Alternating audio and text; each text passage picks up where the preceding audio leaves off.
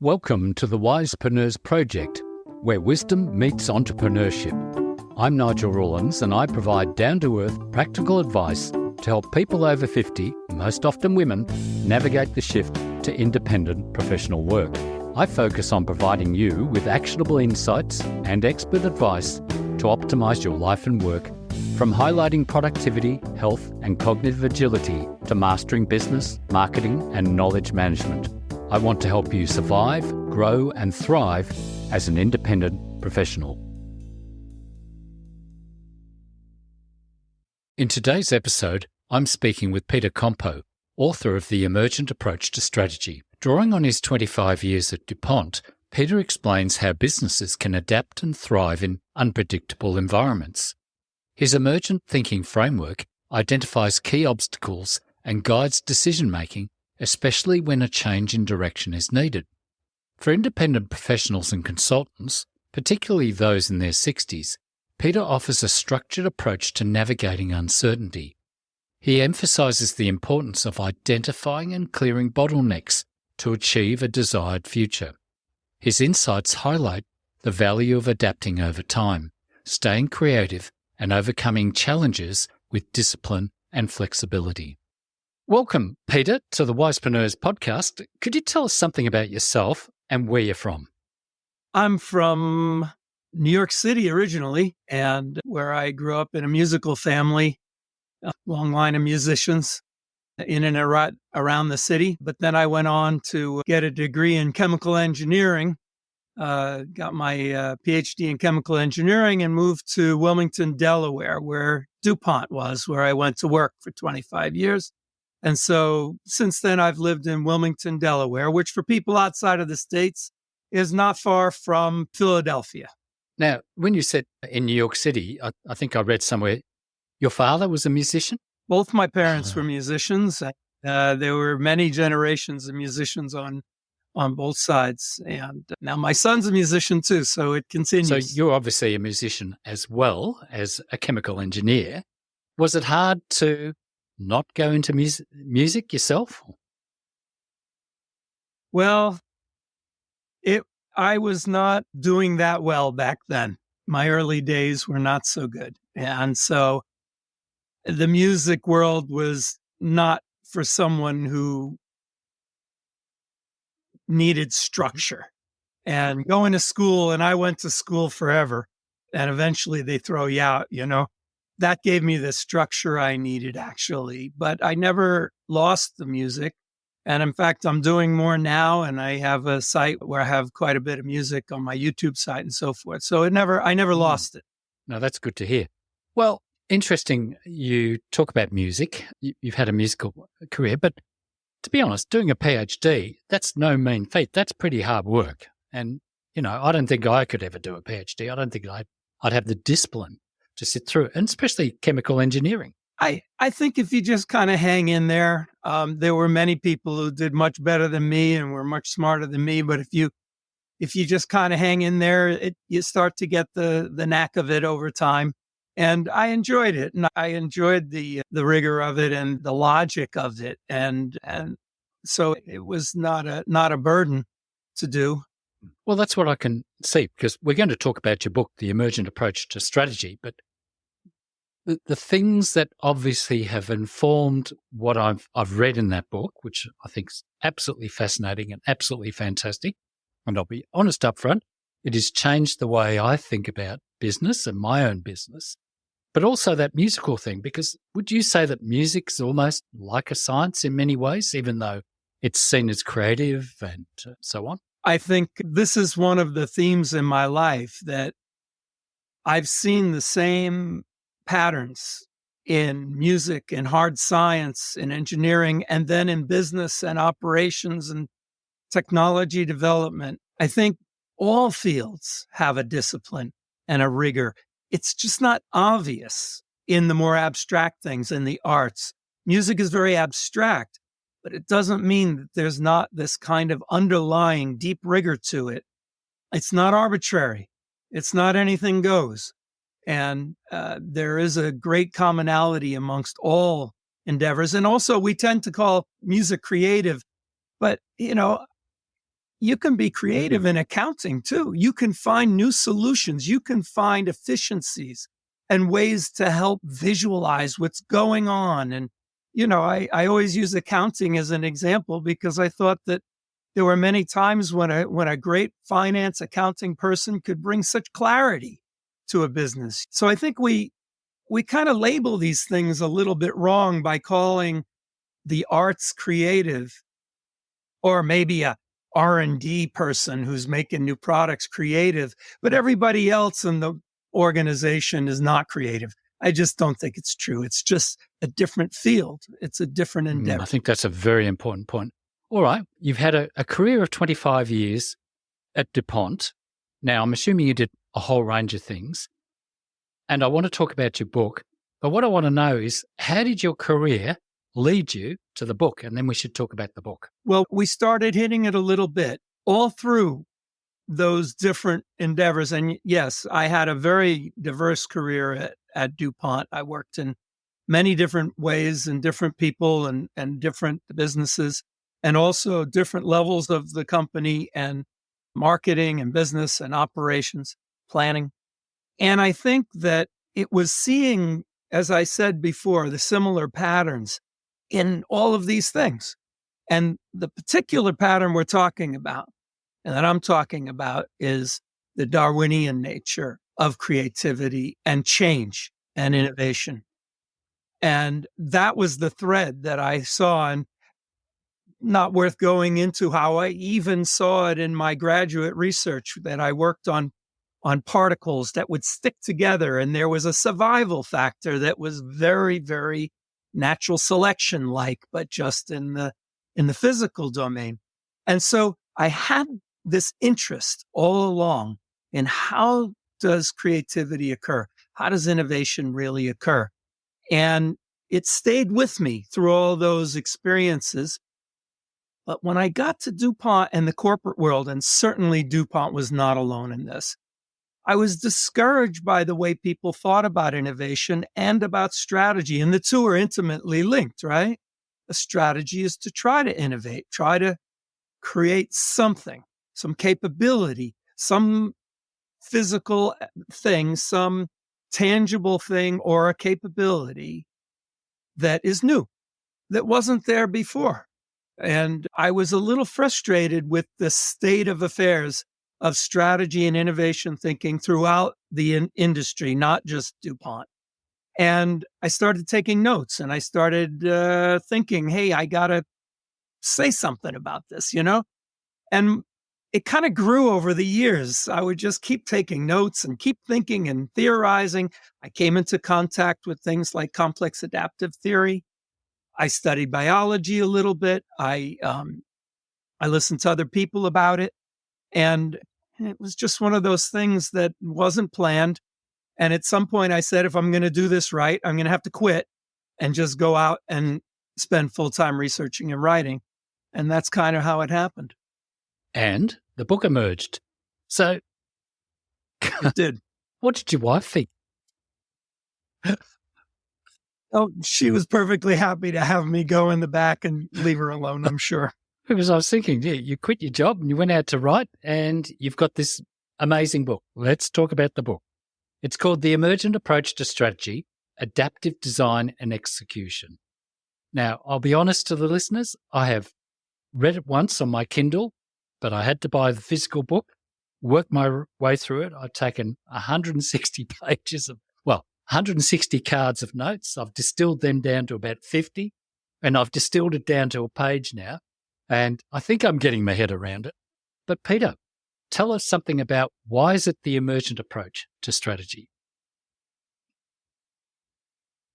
It's because I mentioned this Darwinian view of an adaptive view of creativity and innovation.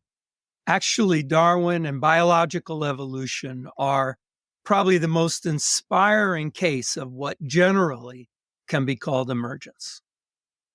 And that is this remarkable property of things that action and interactions and forces at low levels, at the what we can call different things, the micro level, the local level, can over time over generations lead to the emergence, the development of new structures, new capabilities, new ideas. And that this theory of emergence that has been, of course, it's very old, David Hume and so forth, it's always been in philosophy. But over the last decades, it's slowly becoming more and more a true science and a true understanding. And I don't believe there's anything that doesn't follow the laws of emergence and follow the laws of how adaptive systems emerge. And it's contrasted with the idea of you can plan the future. It's contrasted with that creativity is this eureka thing where it's just serendipity or planned, that you have a vision and then you know how to go get it. It's not those things. And the idea of emergence is that the alternative is this discipline at these lower levels that lead to those things. And it can be planned to some extent. I think the word that's better is you can shape the direction. And isn't that what strategy is for? Trying to shape a direction instead of saying, oh, I know how to get there for sure. And then modifying over time as you walk down the road, as you implement. That is definitely what the book has been telling me, that it's at the lower level things that eventually emerge to something, and that the future is so difficult to predict. And that's why I loved your book. The main thing I was thinking about in terms of your book is, for example, the people I work with often work for themselves. They may have worked in a company like yourself and they've decided they're still young in their 60s. They don't want to stop working, but they don't want to work full time, but they do want to do something. And that's where I thought your book was fabulous in terms of the practical parts of that, is how we actually maybe design or discover something that we can do or something we can do in business. So let's go through some parts of it. So the emergent thing is because it emerges from some of the little things, but we have to decide what those little things are, don't we, in many ways? And you start with, we've got to have an aspiration. Let's start there. So you suggest it starts with an aspiration. Can you tell us a little bit more about what you mean by aspiration and what's involved in that? And then we'll work our way through the framework. Yes. And by the way, before we do get into that, you said something important. This whole idea of low levels and high levels and how emergence occurs, it's very abstract. And we don't have a common language for this. And you're not required to understand all that theory, right? Because I've translated it into practice, into simple practice things that you don't have to be thinking about those things. And you're starting off with part of that practice, right? That articulating an aspiration is a great way to start. You don't need to absolutely start this way, but generally you need some sense of what you're trying to accomplish. And I use the term aspiration for probably two reasons. I needed an overall term that encompasses three types of aspirations that people can use. A vision type aspiration, broad, abstract.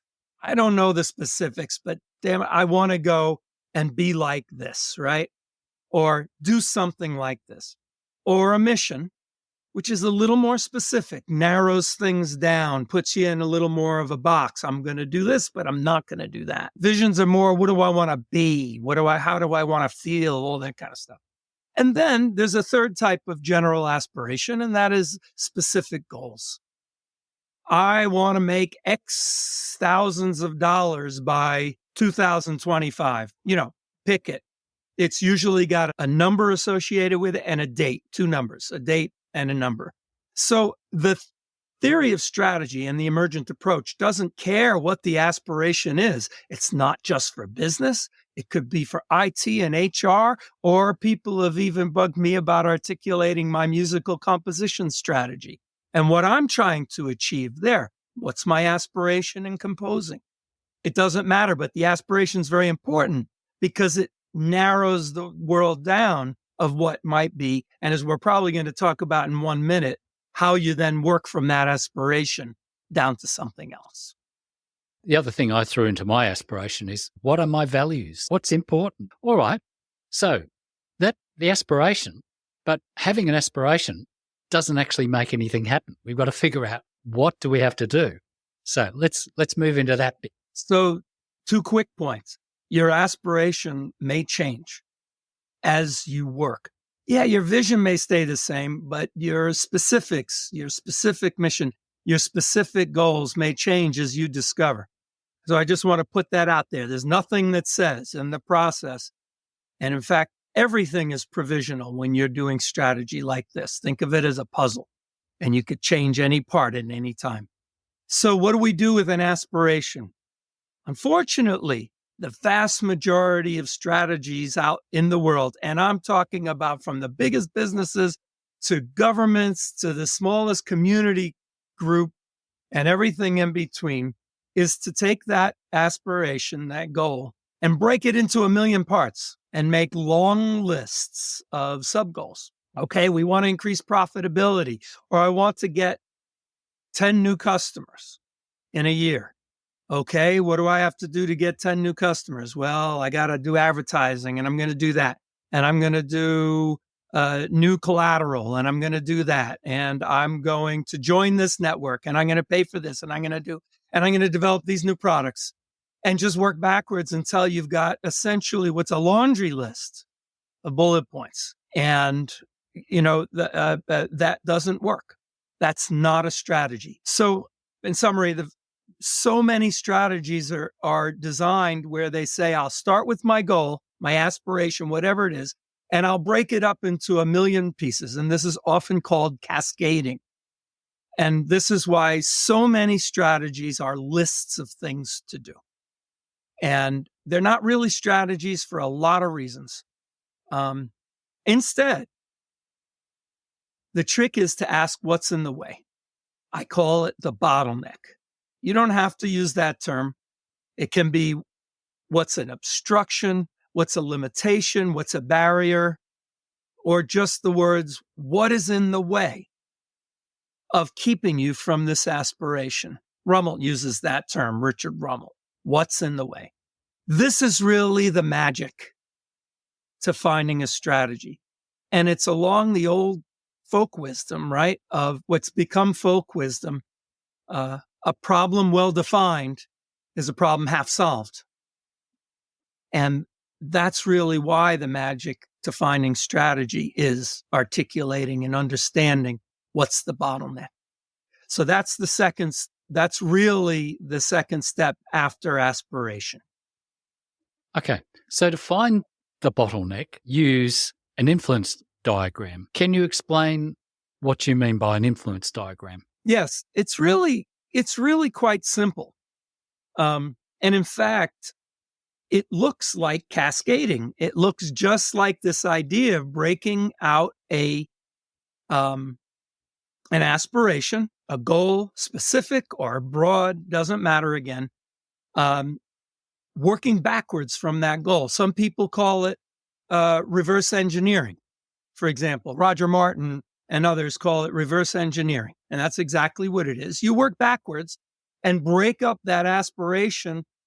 And what you find is that if you move backwards from that aspiration, the amount of decisions and actions and choices you have to take grow really big.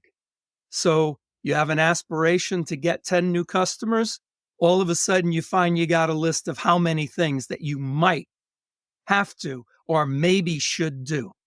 And so you get this, what I call a characteristic shape of an influence diagram. It starts very small on one side, and then imagine a V or a flock of geese, right?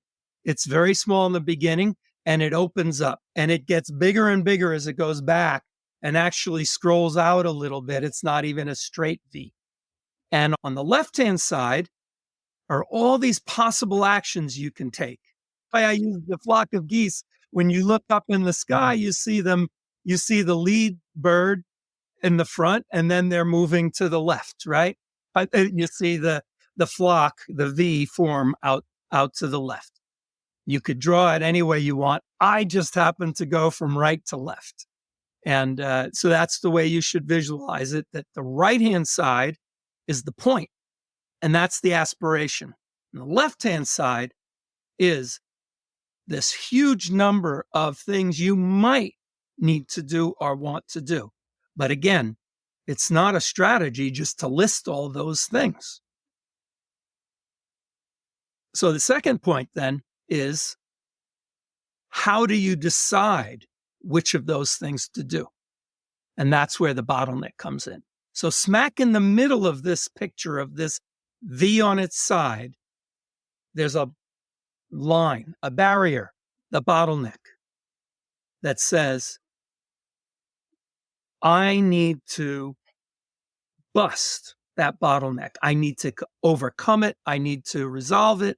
I need to bust through it. Whatever language or image you want in your mind. I like bottleneck because it implies rate. You increase the size of the bottleneck, you deconstrain the system, and there's more flow. So whatever image it is that you want, think of that bottleneck being right in the middle. And now the question on all those actions you might take is, what is going to get at the bottleneck that's in the way? Not everything matters. And in fact, when everything matters, nothing matters. And I just find it so remarkable that no matter what the aspiration is, and again, this applies to anything, articulating the bottleneck, and it doesn't even have to be right at the beginning. You got to start thinking about it. It could be this, it could be that, it could be this. That's when the magic begins. That's when you start saying, hey, wait a minute. If that's the problem, we should do this, right? And I never thought we should do that, but unless we fix this, it doesn't matter what else we do.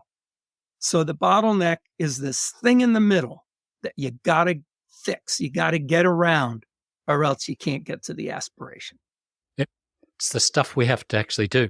And I think you mentioned there are 4 killer problems to get through that bottleneck. And we had one of them. We were actually going to do this a week ago, and my internet was down, which was one of the killer problems.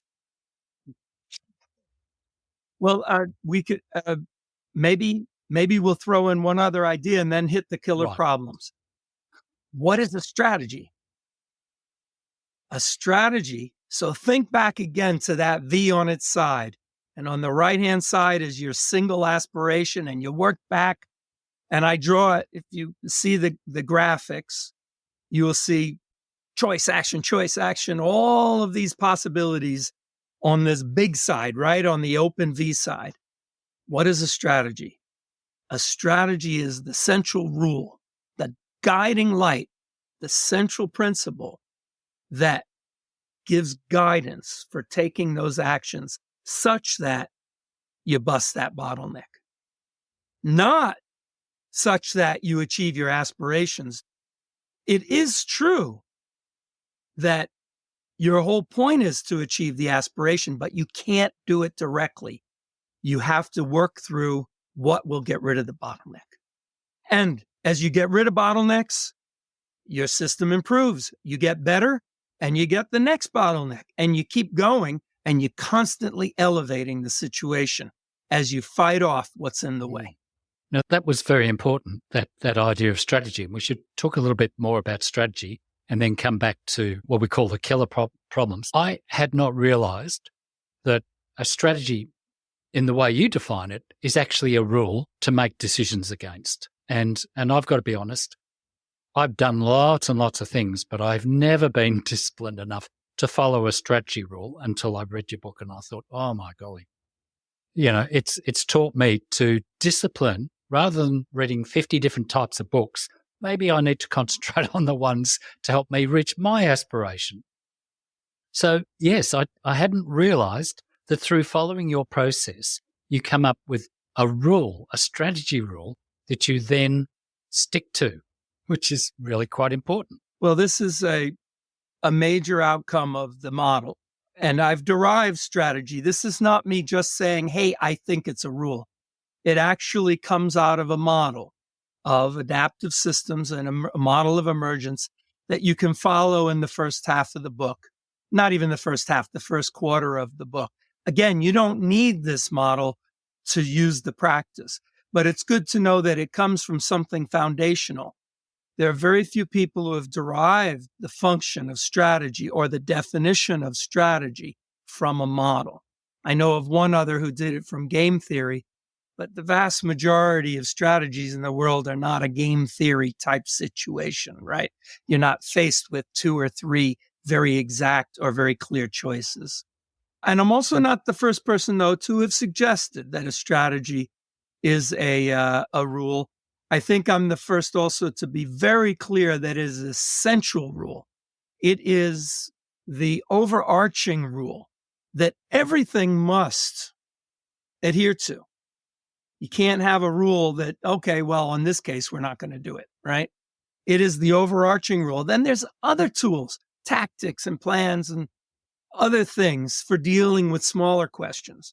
But this one overall rule, a strategy that gives the overall guidance that will direct all the resources to busting that bottleneck in the service of achieving the aspiration. And on that topic, you've actually got a point of view about the use of the word strategy and strategic. Let's go into that for a bit, and then we'll go back to looking at the framework. Well, it's quite easy to explain. I think that 95% of all the uses of instances of people using the word strategic actually are not only not needed, but do damage. Because what happens is you put strategic in front of a word, and all of a sudden you think you've created insight, or that you've said something powerful. Our strategic initiatives. Okay, so are we going to talk? What about our initiatives then, right? Are we going to have non-important initiatives? Who wants to have non-important initiatives? Okay, we're going to have a strategic dashboard. All right, who's going to sit around for the meeting afterwards to talk about the non-strategic dashboard, right? It's a nonsense word in so many cases. And not only do you reduce the noise level of the discussion, but you force people to talk in plain English. No jargon. What do you mean a strategic initiative? Well, okay, let me think. One that we must do? Well, I'm not so sure about that. Maybe then it isn't so important that we do it. Well, what does it mean, So, and I've heard people talk about this a little bit too, but I'm really bringing it to the fore. Get rid of the word strategic, and it'll help you think. I've got to agree so much. Anybody who's seen my writing, if you do see that word strategic in there, it means I didn't proofread it properly. I have been avoiding using it since I've read your book. I see it everywhere. Yeah, you're right. It's a very busy word that means nothing, but it sounds good, doesn't it, to some people? But if everyone's using it, it means nothing. I think there's an occasional time, okay, we need some strategic thinking here. I think that has some meaning because it says we have to think about the full picture. We're not allowed to just look at a sub part of this thing. Okay, that's valid. I can live with that. Strategic management, not so sure. What kind of management is not strategic? Oh, is that the management where we're not going to follow the strategy? In most cases, you don't need it. If you work in a job and you decide you're going to be self-employed or a consultant or something like that, you suddenly start using business lingo and, strategy is one of them, and modeling, and I guess there's a whole heap of them. And just because you use those words does not mean you actually understand it or it actually means anything. Okay, so where do we go from there? We took a little detour to talk about strategic, but but getting back, we've defined what I call the triad so far. And that triad of aspiration, and remember, that can be a simple goal. It doesn't have to be a big deal, or it can be a big deal. If the aspiration is a big deal, your bottleneck's going to be a big deal and your strategy is going to be a big deal. If your aspiration is small, your bottleneck may be small, your strategy may be small. But you have this aspiration on the right-hand side, this V. You've got the bottleneck in the middle. That's what's in the way of achieving it.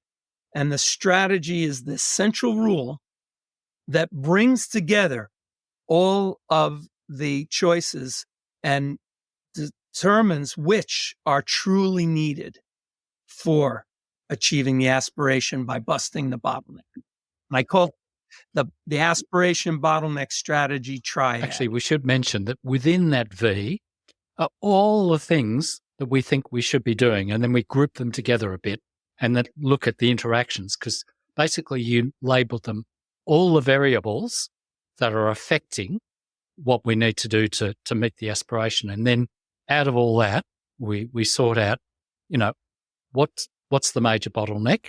And then, okay, that's the major bottleneck. This is how we're going to bust it because we're going to use this strategy rule. And then you talked about killer problems. The killer problems are the ones we've got to overcome. Yeah, the killer problems are smack in the middle of this model of how strategy was derived from a model of emergence, a model of adaptive systems.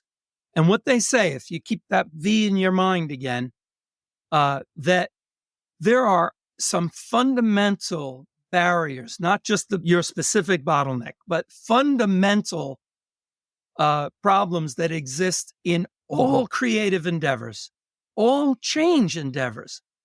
And the four are, one we've talked about a lot. There are so many possible choices that they have to be made coherently. And there's no way to do that without some kind of guidance, some kind of rule. There's others, though. The second is there's a time delay between when you take the actions you think are right. There's a time delay between your hypothesis, your strategy framework is a hypothesis, right? There's a time delay between when you take the actions and when you find out whether or not you're getting the result you thought you should get. And the bigger and more difficult the program is, the longer that takes. You're trying to create a whole new product line, and you think it's going to be 4 years. Well, it's kind of tough to wait 4 years to find out whether you're doing the right things. You need a better way, right? So the time delay between action and desired result is the second killer problem. The third killer problem is there are influences outside of your control. Government, regulation, all of a sudden. Interest rates is one that in the last few years, how long did we have low interest rates that people got lulled into the belief that money was free for how long, right? And then all of a sudden, boing, they're 4, 5, 6% again, right? Depending which one you're looking at. Competitor action. Can't control it. You might influence it. You can't control it. Macro trends around products and markets. It's obvious that there are things out of anybody's control. This adds a whole nother uncertainty for how to choose what to do to get a certain result in the future. And the fourth, in some ways, is a summary of the other three.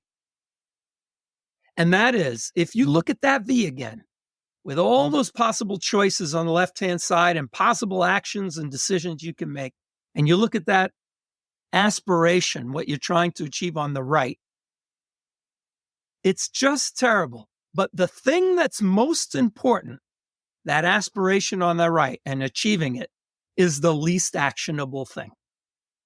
It's all the actions and decisions on the left-hand side that are granular enough that you can actually do them. You can choose to create a new product or choose to invest in new development or new marketing plans or partnerships or whatever we might use for a specific example of how to grow customers. You can do those things, but ultimately they don't matter unless they filter up to achieving the aspiration. So I like to somewhat think of this fourth killer problem as almost a summary. What's most important, the emergent outcome you want, the result you want in the future, can't be managed, cannot be directly achieved. But the things you can directly do don't ultimately matter. And so it says that you can't work directly on what ultimately matters. This is life. This is creativity. And this is what this model of strategy and model of emergence is trying to reveal. And that's where we get from that. We're able to say, well, what is a strategy? What is a bottleneck? And how do we bridge these killer problems? How do we solve them? And actually, we come up with a few requirements of a solution to the killer problems. One is you got to give people real-time guidance.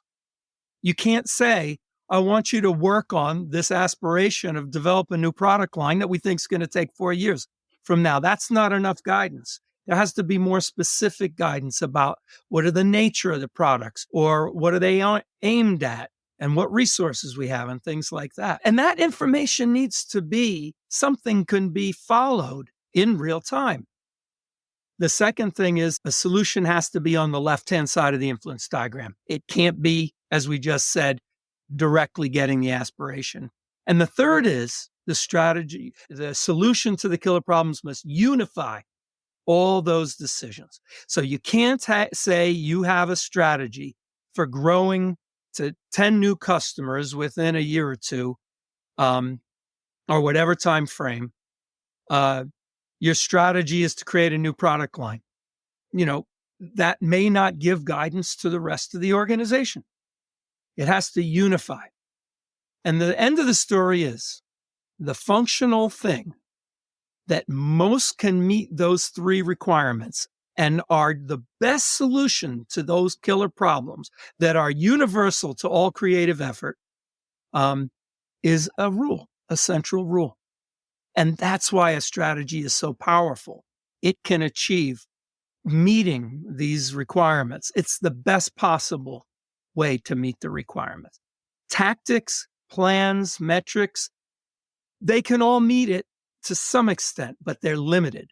That's why it starts with the strategy central rule, and then you fill in with all that other stuff to complete the story. It's actually quite a bit of work to actually come up with all of that, isn't it? Because there's a whole lot of thinking. It's quite a discipline. And the whole point I wanted you on the podcast for is to explain to people who may be working for themselves or thinking of becoming self-employed, look, it may be coming across complex, what we're talking about, but it is actually quite simple when you start to think about it. But it is a discipline of thinking, a discipline for making decisions. But you've also got some frameworks that you discussed to work through to get a better picture of this. Could you talk a little bit about those frameworks? There was a simple one, and then there's the more complex one, which you call the strategy alternative matrix. And again, I want to stress, you don't have to keep all this theory in mind. We're just proving it exists and giving some logic for why strategy is defined the way it is. It's not needed to use these tools.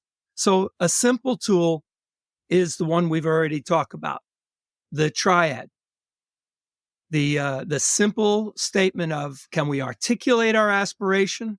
Can we articulate and discover and agree on what's really in the way of that aspiration?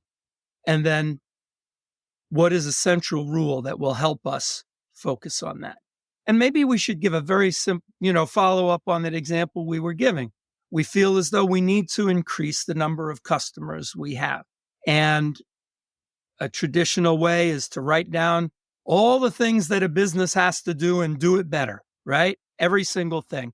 Or in this model, we say, well, what's really in the way? Is it our reputation? Is it the products? Is it our resources to be able to get out to people? Is it people don't know about us? Is it lack of skilled staff to be able to do it? I mean, we could just go through all the things that businesses deal with. I'm trying to keep in mind smaller businesses that you have in your network here, right? All of these things can be relevant, and 10 times more that you could think of, right? That can be in the way. But what if it turns out that there's one that's really, really the big one. Maybe it is you need to get a reputation first. Somehow you've got to get some kind of view that you know what the hell you're talking about, or that you're a relevant player in this thing. And you might think that having a big brochure of all your products and all your services and, developing them to the last little bit, it might turn out that it would have no effect until your reputation gets out there. And so the strategy rule might be something along the lines of, we're going to put everything else on hold. And we're going to say, how the hell are we going to bust this bottleneck of reputation or mind space that people would think we're a player in this game? There's so many different ways that you might go after that. And it might depend on other things like how much money you have and so forth, whether you can buy that, or whether you have to do it by yourself, or whether it's a matter of getting a great marketing person, or whatever it might be. But the point is, if you've got 10 things you're going to focus on, and that one gets 1/10 of the focus, probably not going to get there, or get there very slowly. We can come up with other examples, but I want to be sure that there's some sense of what that central rule is. And then the trick is you can't violate it. Then somebody says, oh, come on, we're going to work on some new services, new products. No. And how many good strategists have said the term, have said the most important thing is to say no, right? The most important thing is to define what you're not going to do. And that follows perfectly, because what defines what not to do? A rule. A rule is something that tells you what to do. And you've got to stick with that rule, even though shiny objects appear all the time. That is my biggest problem. You've explained it perfectly. But, the other day I had that aha moment with myself that I realized, oh my golly, I'm trying to do too many things. I'm going to have that strategic rule. That's a perfect explanation. And I think that's almost probably sufficient enough, rather than us to go into the details of the other things. So that is actually fantastic. The shiny object thing is really a good image in this, because, there are so many things that are seductive. And in fact, often I describe strategy as a way to avoid seduction. Seduction about the things that on the surface seem to be good. But if you really understand the bottleneck and what's in the way, and you're really adhering to your rule, you'd find out they're not good. And, a classic one would be, I get this in nonprofits that I'm involved with and serve on boards and help, fundraising. It's so hard to let go of all these smaller donors, right? Let go to put your energy into larger potential donors. But somebody calls, right? And says, will you do this? Can we do this? And you have to have the guts to say no. And that shiny thing has got to be let go, for example. And you might have to live through some pain. And that's another factor of strategy, right? There's got to be trade-offs and there's got to be pain involved, because you have to give up something to get something. Perfectly put. I think I have to cut up my credit card. That's probably one of my bottlenecks there. Cut the credit card up. But I don't know if that's a men thing, that, shiny objects that, I want that new app and I want that app and I want to try that app and I want to try that app, which is what I have been doing, I must admit, but I do trial them. We all suffer from this. It's very difficult. It's very difficult to go through life and not being seduced by shiny objects. I think we've done pretty well. We've probably covered everything. Well, maybe we could just mention that sometimes the right strategy for busting the bottleneck is not so obvious. And you can make a little matrix where you compare alternatives. All right, alternative is 1, to hire a publicist, help get our reputation that way. Alternative number 2 is we actually go bug people till they pay attention. Alternative number 3 is we buy new suits. I don't know, whatever it is you're going to do, right? And there's a disciplined way, relatively simple, but a disciplined way to compare those alternatives versus what you think matters and what you think will lead to busting the bottleneck. And that's called a strategy alternative matrix. Mine isn't the first one ever invented, but I think mine has some very unique features that make it very practical. It's not all numbers. It's not all words. It's really down to earth, and people can grasp it, I think, pretty quick. But only if you need to look at alternatives to busting the bottom. Again, that's a fantastic explanation of it. So, Peter, I think we've done pretty well. Is there anything else that you'd like to mention? The book is available as a Kindle, which is what I purchased eventually, but I think it's a better read in the physical book.